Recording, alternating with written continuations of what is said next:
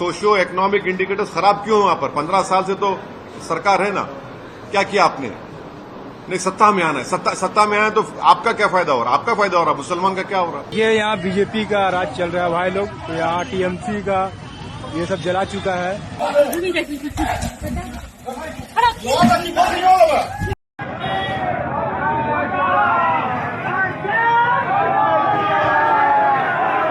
শিখতে হয়েছে তোমরা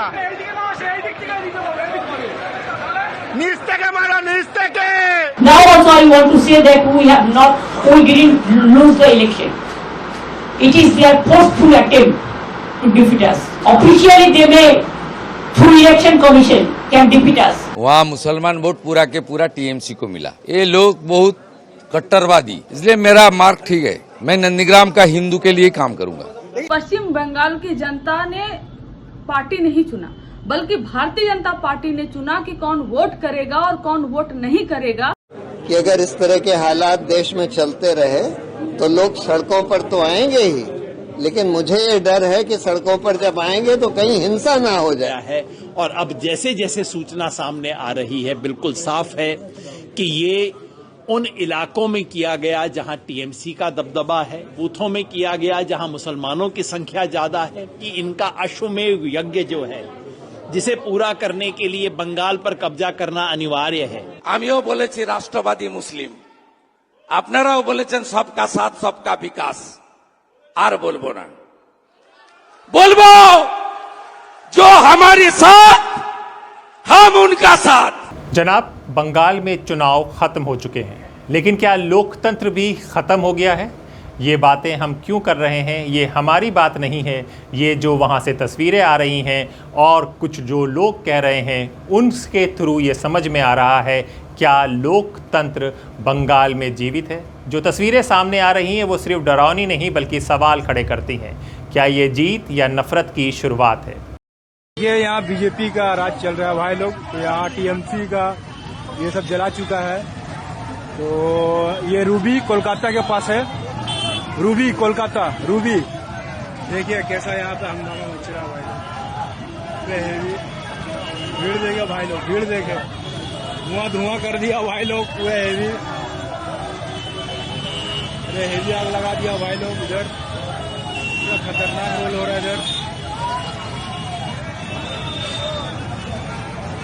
भैया भाई लोग इधर बहुत झगड़ा चल रहा है, इधर हट जाए तो अच्छा रहेगा। इधर देखिए भाई लोग इधर पूरा कचड़ा हो चुका है, इधर हेवी दंगल लग गया भाई इधर। रात का वक्त था। पश्चिम बंगाल के मुर्शिदाबाद के जियानगंज में एक मूर्ति गिरी नहीं, गिरा दी गई। वो मूर्ति थी व्लादिमीर लेनिन की।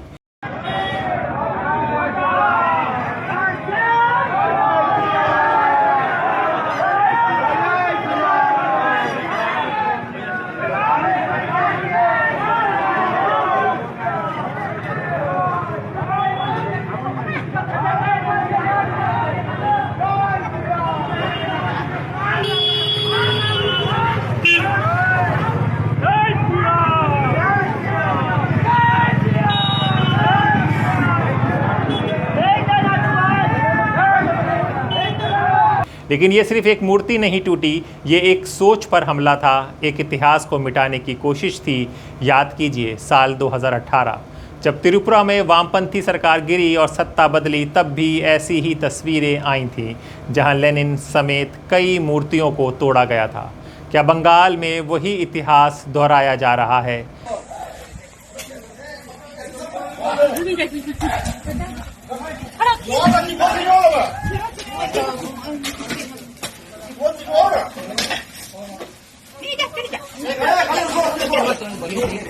राजधानी कोलकाता, जहां ज्ञान और विचार की लड़ाई होनी चाहिए थी, वहीं अखिल भारतीय विद्यार्थी परिषद से जुड़े छात्रों ने स्टूडेंट्स फेडरेशंस ऑफ इंडिया के सदस्यों पर हमला कर दिया।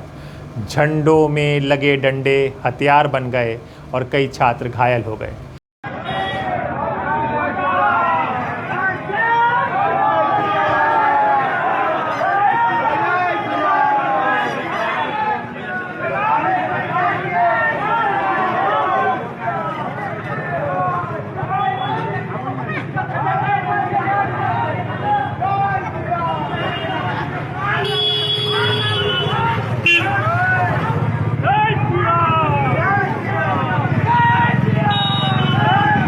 ये कैसी राजनीति है जहां बहस की जगह हिंसा लेती है। हावड़ा में दिन दहाड़े श्यामल मित्रा की पिटाई, 2.5 लाख अर्धसैनिक बल तैनात, राज्य की पुलिस मौजूद, फिर भी सड़कों पर कानून नहीं, भीड़ का राज चल रहा है। और अब राजधानी कोलकाता के न्यू मार्केट इलाके की तस्वीरें, बिल्डोज़र चल रहे हैं, टीएमसी के ऑफिस तोड़े जा रहे हैं, मीट की दुकानों को निशाना बनाया जा रहा है। क्या यही भय मुक्त बंगाल है?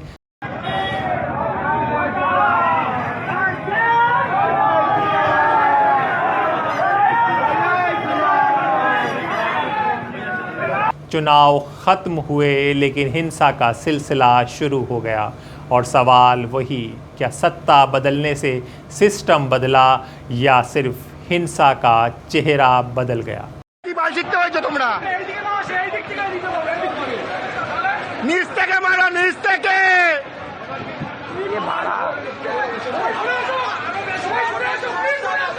বাস পাস না করে পেছনে আসো, পেছনে আসো।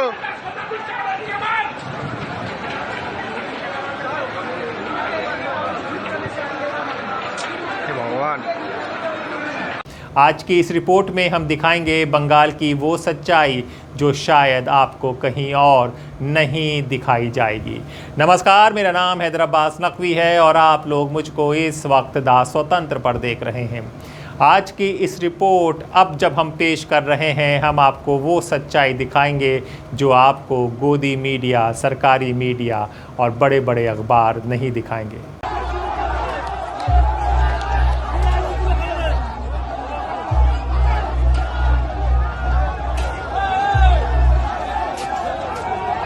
वो तस्वीरें, वो आवाज़ जिन्हें गोदी मीडिया ने चुप्पी में दबा दिया। ममता बनर्जी का बयान चुनाव के नतीजों के बाद। ममता बनर्जी ने साफ कहा, मैं इस्तीफ़ा नहीं दूंगी, मैं हारी नहीं, राजभवन नहीं जाऊंगी। आधिकारिक तौर पर हमें हराया जा सकता है लेकिन नैतिक रूप में हम जीते हैं। কেন কিসের জন্য? আমরা তো হারিয়ে নিয়ে যাব। হারলে আমি যদি শপথ দিতে যেতাম তাহলে আমি রেজিগনেশনটা করতাম। এখন তো কোয়েশ্চেন ডাজন্ট অ্যারাইজ। জোর করে দখল করে যদি কেউ মনে করে যে আমি কি রেজিগনেশন দিতে হবে, no, not that. Now also I want to say that we didn't lose the election. It is their forceful attempt to defeat us. Officially they may, through election commission, can defeat us. But morally I am telling you that we won the election. दूसरी तरफ शुवेंदु अधिकारी का बयान, नंदीग्राम के हिंदू लोगों ने मुझे जिताया, मुस्लिम वोट टीएमसी को गया, इसलिए मैं हिंदुओं के लिए काम करूंगा। नंदीग्राम का हिंदू जनता फिर मुझे जिताया, वहाँ मुसलमान वोट पूरा के पूरा टीएमसी को मिला। ये लोग बहुत कट्टरवादी, इसलिए मेरा मार्क ठीक है, मैं नंदीग्राम का हिंदू के लिए काम करूंगा। क्या ये बयान बंगाल को 2 हिस्सों में बांटने की शुरुआत है? जी हाँ, ये तस्वीरें देखिए, दिल दहक जाता है।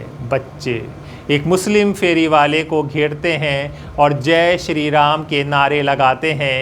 क्या ये वही भारत है जहाँ बचपन मासूमियत की पहचान था?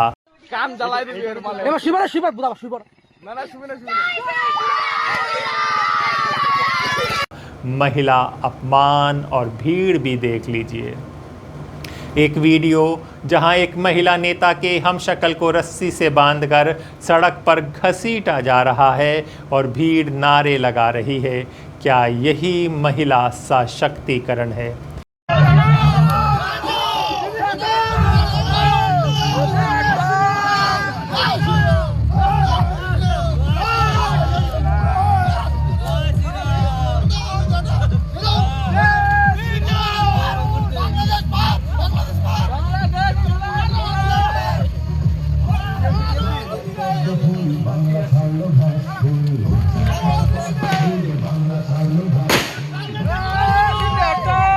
आइए असनसोल और इस्लामपुर में चलते हैं। असनसोल में टीएमसी दफ्तर पर हमला होता है, तोड़ फोड़, झंडे उखाड़े गए। इस्लामपुर में बिल्डोज़र पर रैली चली, नारे अयोध्या तो झांकी है, काशी मथुरा बाकी है।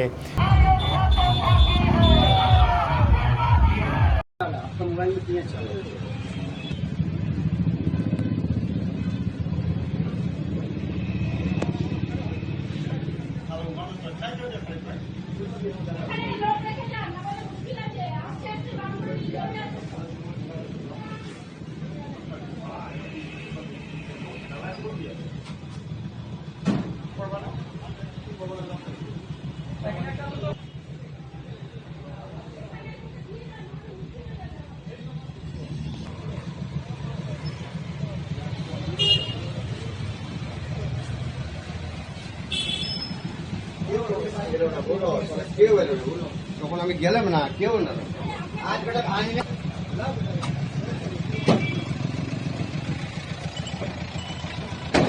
क्या ये राजनीतिक जीत का जश्न है या खुली धमकी? ऐसे में ओवैसी का बयान। असदुद्दीन ओवैसी ने कहा एसआईआर के ज़रिए नागरिकता को जोड़ना गलत है, ये सिर्फ वोट नहीं पहचान की लड़ाई है। क्या ये चुनाव अब नागरिकता और पहचान की जंग बन चुका है? बंगाल में क्या टीएमसी ने क्या काम, ये कोर्ट को गए, अरे आप करना था। महाराष्ट्र में जाइए, औरंगाबाद में देखिए, मैं 9 तारीख को जा रहा हूं, वहां पे काम चल रहा है। 60 मुस्लिम मेजोरिटी कॉन्स्टिट्यूंसीज हैं, एडिशनल और एक 2022 है जहां पर 30 to 40% मुसलमान है। क्या हो रहा भाई? फिर इतना सोशियो इकोनॉमिक इंडिकेटर्स खराब क्यों है वहां पर? 15 साल से तो सरकार है ना, क्या किया आपने? नहीं, सत्ता में आना है, सत्ता में आना तो आपका क्या फायदा हो रहा? आपका फायदा हो रहा, मुसलमान का क्या हो रहा? आप तो वोटर कैसे ट्रीट कर रहे हो उनको? पिछले साल कलकत्ता हाईकोर्ट ने 5 लाख ओबीसी सर्टिफिकेट कैंसिल किया, उसमें 3 लाख तो मुसलमान के कास्ट सर्टिफिकेट थे। वो लॉस नहीं है मुसलमानों को। तो ये चीजों को देखना पड़ेगा। यकीनन मेरी बातों से बहुत से लोग मुत्तफिक नहीं होंगे और वही लोग चौधरी बनकर नुकसान पहुंचाना चाह रहे हैं। इंडिपेंडेंट पॉलिटिकल लीडरशिप होगी, आपकी आवाज होगी, आपके लिए लड़ने वाला होगा, आपके आंसू को कोई समझने वाला होगा, आपके ख्वाबों को पूरा करने वाला। आप तो सिर्फ वोट डाल के बैठ जा रहे। ममता बनर्जी ने एक बार सही कहा था, मुझे दूधल गाय है, मैंने दूध देने वाली गाय, यही हाल हो गया। अभी तो ये सिटीजनशिप का टेस्ट हो गया जो नहीं है। मैंने पार्लियामेंट में भी कहा था कि एसआईआर को आप सिटीजनशिप से जोड़कर ये गलत कर रहे हैं। ये सुप्रीम कोर्ट के जजमेंट के खिलाफ है, क्योंकि मिनिस्ट्री ऑफ होम अफेयर्स तय करती सिटीजनशिप को, उसके एनपीआर एनआरसी के रूल्स भी हैं, मगर इसको आप जोड़ रहे। तो इसीलिए इस एसआईआर में सबकी तवज्जो बहुत जरूरी है। ये सिर्फ वोट डालने का मसला नहीं है, ये आपकी सिटीजनशिप को बरकरार रखने का मसला है। और हम उम्मीद करते हैं कि तेलंगाना की रेवंत रेड्डी की गवर्नमेंट भी इसको सीरियस लेंगी। ममता बनर्जी के कॉन्स्टिट्यूंसी में भी एसआईआर हुआ, समझे, स्टालिन के कॉन्स्टिट्यूंसी में भी एसआईआर हुआ, और क्या हुआ? दोनों हार गए। तो इसीलिए ये गवर्नमेंट को, अब यहां की स्टेट गवर्नमेंट भी देख लें उस चीजों को। अमित शाह का सवाल। अमित शाह ने वादा किया था चुनाव के बाद भी सेंट्रल फोर्स तैनात रहेगी, तो सवाल ये है अगर सुरक्षा मौजूद है तो फिर ये हिंसा क्यों?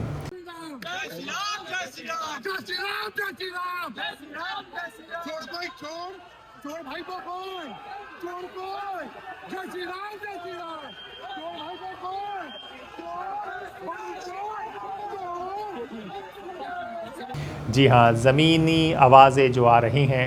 टीएमसी समर्थक कहते हैं हम रिज़ल्ट देख रहे थे, तभी 200-250 लोग लाठी लेकर आए और हमें पीटना शुरू कर दिया।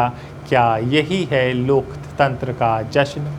हम लोग खबर देख रहा था रिजल्ट, आकर बीजेपी सब गुंडा सब 30-32 से 250 आदमी आकर आया, लाठी लेकर मारा। पुलिस कुछ नहीं, पुलिस का भूमिका कोई नहीं है, पुलिस का भूमिका कोई नहीं है।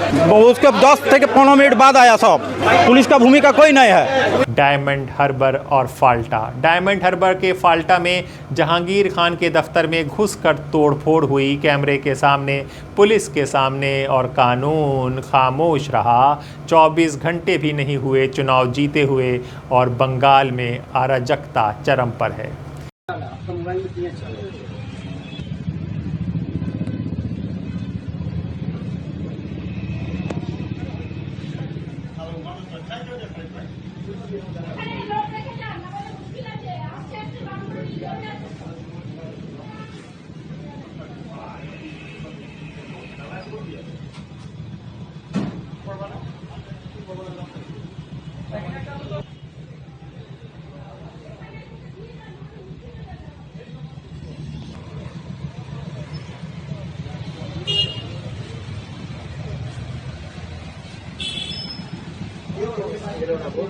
তখন আমি গেলাম না, কেউ না। আজ বেটা ভাঙি না।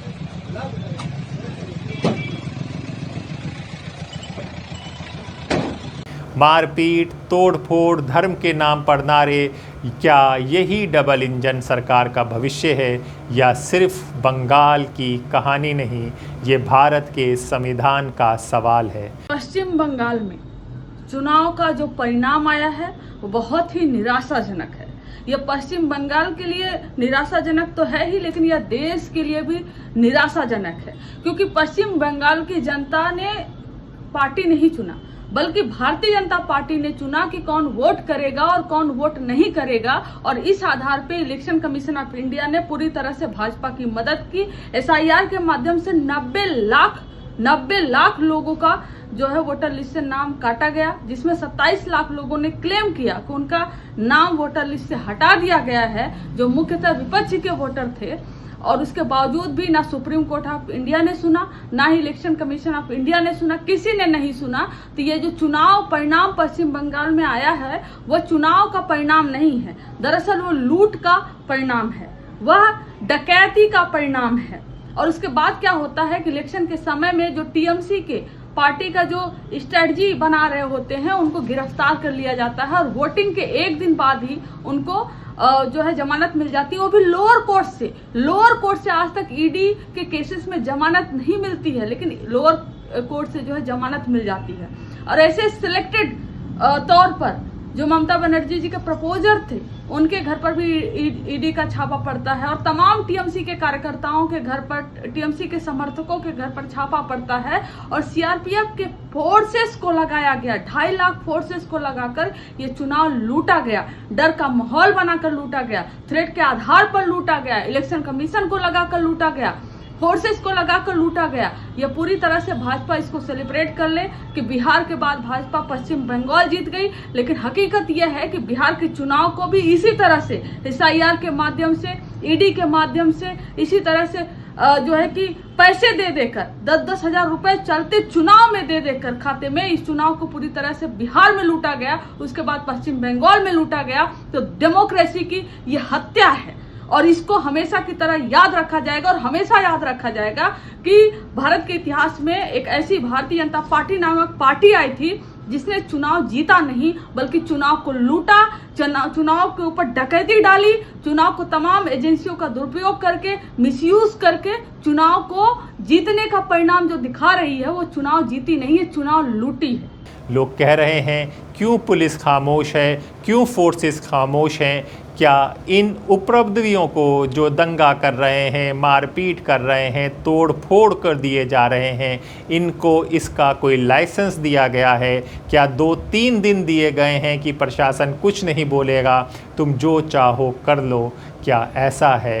क्या ये संविधान है कि अगर इस तरह के हालात देश में चलते रहे तो लोग सड़कों पर तो आएंगे ही, लेकिन मुझे ये डर है कि सड़कों पर जब आएंगे तो कहीं हिंसा ना हो जाए है।